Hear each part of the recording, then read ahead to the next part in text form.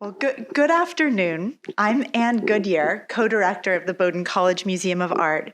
It is really a pleasure to be with all of you and a privilege to have an opportunity to offer some closing remarks following a remarkable day of presentations. I want to start with my own expressions of appreciation. First, to Sean Kramer, the BCMA's Andrew W. Mellon Postdoctoral Curatorial Fellow, for producing Irreplaceable You, Personhood and Dignity in Art, 1980s to now, and for having organized this powerful convening. As Sean has acknowledged, the work of each of today's speakers has already made important contributions to this project, and today their collective voices enrich it still further. Thank you, Sascha, Laura, Sayantan, and Joshua, for being with us today. To that end, I also want to recognize the important contributions that have been made behind the scenes to make both our gathering today possible, as well as Sean's exhibition as a whole. I recognize, of course, our entire team at the Bowdoin College Museum of Art, and in particular, the museum's registrar, Laura Lapman, its preparators, Joe Haluska and Jose Ribas, its assistant director for communications, Amanda Skinner, its senior interactive developer, David Francis, and Sean's amazing curatorial assistants, Emily Jacobs, who is now also our curatorial assistant at the museum, and Julia Smart. I also want to express our appreciation to Danielle Margado, the museum's manager of events, for all she has done to make today's gathering such a success, as well as to Christian Wilfong for recording this event. We also acknowledge with great appreciation the Andrew W. Mellon Foundation for our support of this program and the exhibition as a whole. And finally, I am really grateful to all of you for your attentive participation and for transforming today's event into a fascinating conversation that I hope will continue to generate many more in years to come. As we move into this final section of our program, we very much look forward to hearing everybody's thoughts as we move into our concluding discussion. As each of you continues to frame your own questions and comments, I'd love to offer a few reflections of my own. Thank you, Sean, Sascha, Laura, Sayantan, and Joshua, for your thought-provoking remarks in the context of an exhibition that foregrounds human dignity. And thank you, Casey, for your sensitive comments as moderator. We are grateful to have the benefit of your collective expertise as scholars, curators, artists, and educators as we contemplate what it means to recognize those in our midst and those who seem to occupy distant worlds.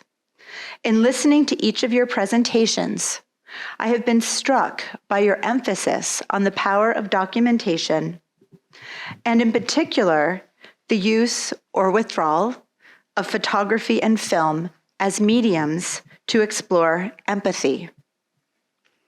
Sascha, Laura, and Sayantan, I love the way in which each of you explored the limits of documentation, helping us to understand how a deep dive into the very conventions of this genre can give birth to creative constructions that allow us to peer beneath the veneer of appearance. I would welcome your further reflections on what this dynamic has to teach us about the very nature of what we consider to be truth. Joshua, given your work as a maker and an educator, I would welcome your reflections on whether you consider yourself to be navigating a tension between so-called art and so-called documentation, and what that might mean for your practice. Sean, now having had the benefit of being immersed for 3 months in the art you have brought together at the BCMA and the many conversations it has engendered. How has your own thinking about personhood and dignity in contemporary art continued to mature? Have you continued to make new discoveries? And as we contemplate the many lessons to be gleaned from Sean's exhibition and the powerful voices that have shaped and amplified its many messages, I would like, in closing, to pose two final questions for each of you. What role can we play within the context of museums, the academy, and our own communities to promote acknowledgement of our shared humanity? And how do we activate our responsibility of care? Thank you all for enriching our conversation, and I look forward to your reflections. In addition to the privilege of putting on this exhibition here at the BCMAA, my other job, of course, is leading class visits at the museum. And so I've had a really kind of remarkable time of talking with a number of different classes in visual art, in government, in sociology, in kind of just a whole range of disciplines in art history. And every time that I'm talking with students or faculty about the works in the show, my perspective really changes on the works of art because they all bring something different and something new. And so I think that now, even today I was giving a tour of the exhibition, kind of bookending a tour that I gave several months ago, and my perspective on the exhibition was so incredibly enriched by the many conversations I'd had about the works and just the observations that people have brought, and also seeing even the way that people have been moved by the works on the walls. And I guess I would say one of the things that has changed for me is maybe that my cynicism has softened a little bit, actually, that I started this project out with and thinking, there's art can't inspire empathy or whatnot. And then I, have seen actually where people have been quite moved by the works, or has, sort of changed people's minds. And so it's really actually given me even more sort of hope about the role of art and even the role of museums. Wonderful. Sean, thank you so much.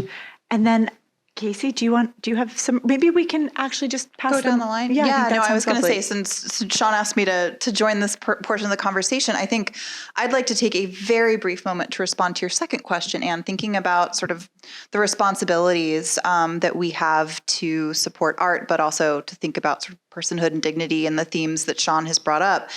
And I actually want to just commend Sean on transforming one of our gallery spaces into a place where people could sit and reflect and share their own thoughts and perspectives. I think this is something that museums are moving, towards more and more.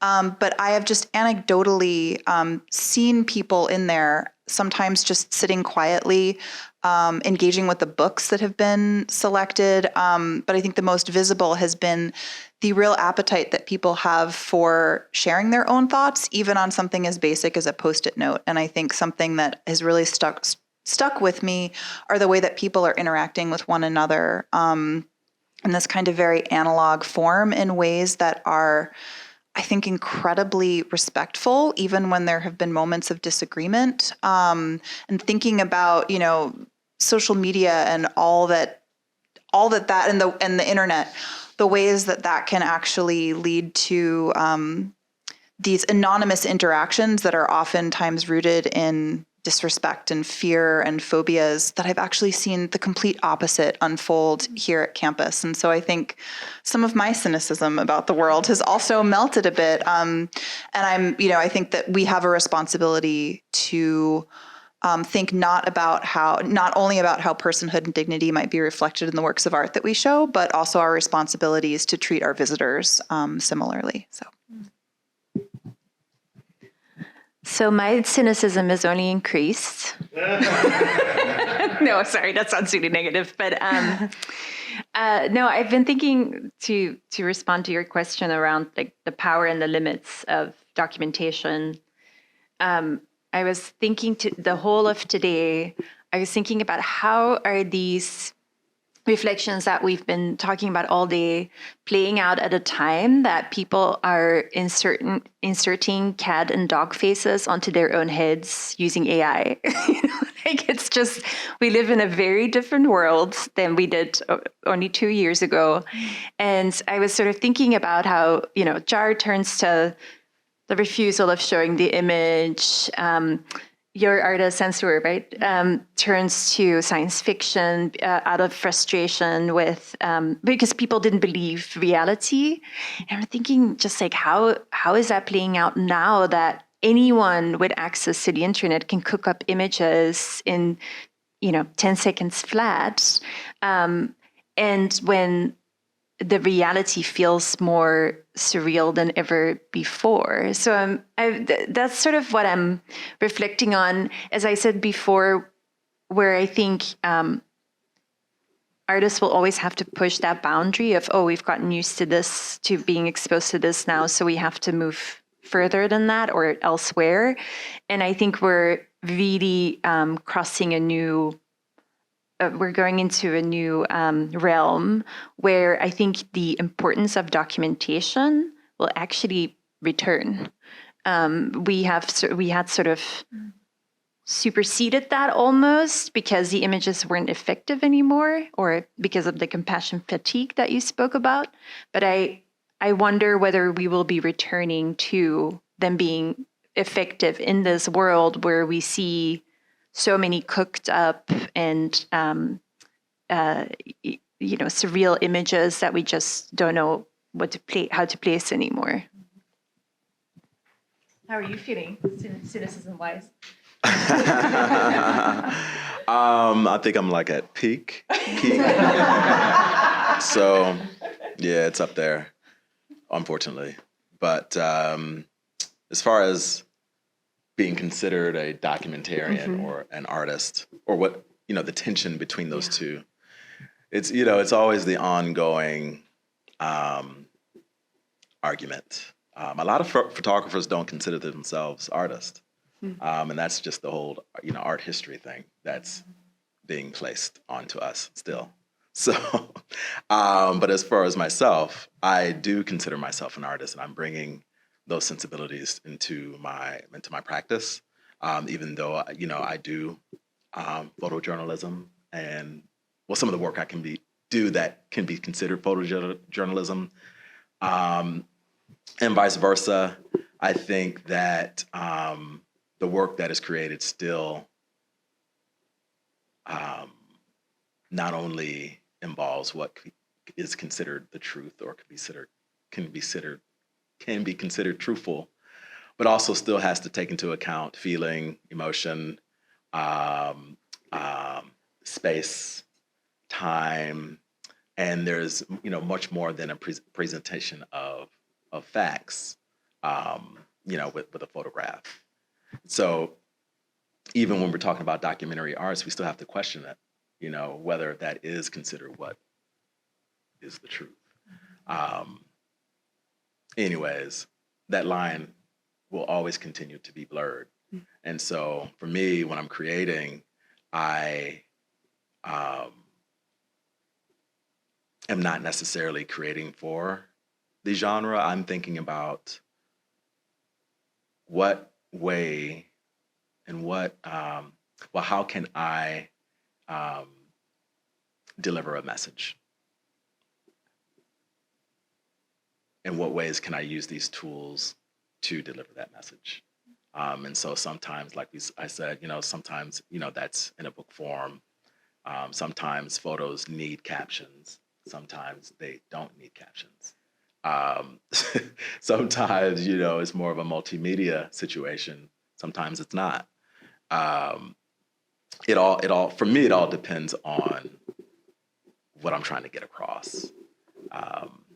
I think that's why a lot of people sometimes have a hard time with trying to place my work somewhere in a place, because it really defies those boundaries that are set within the world of photography. Thank you. Yeah, I think thinking about these ideas of truth and the documentary and this manipulation of images, where so much of what we see is kind of fabricated, digitally and deep fakes and all of these things, that there is this kind of return for a desire to seek out a singular truth, as if there is one singular truth. And I think something that a lot of people are struggling, not just in the visual with, is this idea that there can be objective falsehoods, but that doesn't mean there's one objective truth. There are many truths. And even as you just said, Joshua, even when you're taking a photojournalist, something that gets labeled or categorized as photojournalistic, this is still a subjective view. There's still things that are not included outside of the frame that, are more other kind of truths of something. And also this kind of conflation of subjectivity with bias is another thing that I feel like I'm constantly pushing back against with my students. They're like, well, this seems biased. I'm like, it's everything's subjective. But bias carries with it this notion of falsehood. And so ultimately I was thinking about this idea of the limits of the documentary, and the limits of the documentary, much like the limits of many things, is humans. We're the limit. We're the problem. To be kind of to try and one up your cynicism, maybe. It's us. We're the problem. And so that is something to also think about. And I think that connects with your second question and this idea of how can we play a role to promote our shared humanity? I think part of the limits of that is if there are people who believe in a shared humanity, and there are people who can be convinced of this, but there are some people who are just so resistant to a notion of a shared humanity. And I think by the same token, the notion that one has to recognize a shared humanity or a shared something in order to see the humanity in someone else is sort of a problem in and of itself. They're especially kind of thinking within my own field, after 9/11, there were so many art shows that were trying to show Muslim artists and their humanity through art, and the idea of art as evidence of humanity, and as this kind of diplomacy and things like that, and these humanizing narratives of something really problematic. But this other point you brought up of care, I think centralizing care is something super important. And so I think what we as scholars and artists and curators and educators, this focus on care, I think is really maybe the direction to go. Thank you so much. Yeah, I think entangled with care, I've been thinking a lot as I've been hearing you all reflect, is the relationship between truth and trust. And, we're talking about falsehoods and, how do we trust a source of information?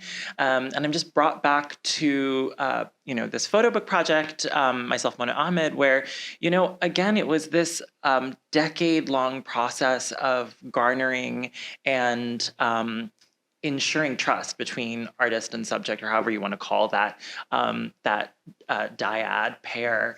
And so my question is, how do I build trust as a curator among artists, among the community who I serve, my public, and as a scholar? And sometimes those things are at odds, I'm finding.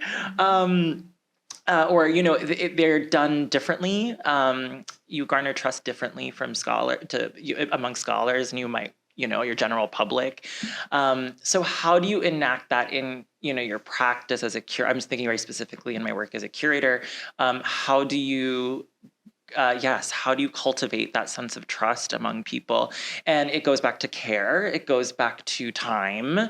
And I think we've been talking about speed, like slow versus fast. And I think, yes, there's this constant tension between how quickly we are disseminating and receiving images, some of which is fake, some of which is staged. How can I counterbalance that with a slowness, with an attention, with a care? If Dainita can do it as an artist, as a photographer, then I can emulate that and replicate that somehow in my curatorial practice.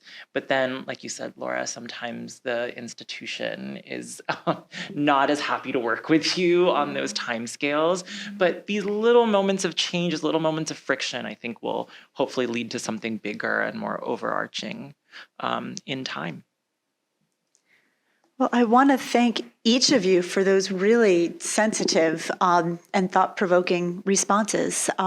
This has been such an exciting and interesting afternoon. I think you've each left us with substantial food for thought. And I anticipate, Sean, that your project and each of the presentations that it has inspired will continue to shape our thinking for a long, long time to come. Thank you each. I think we can conclude the formal portion of our program now and maybe turn things over to a more informal discussion. But thank you again. Thank you. Thank you.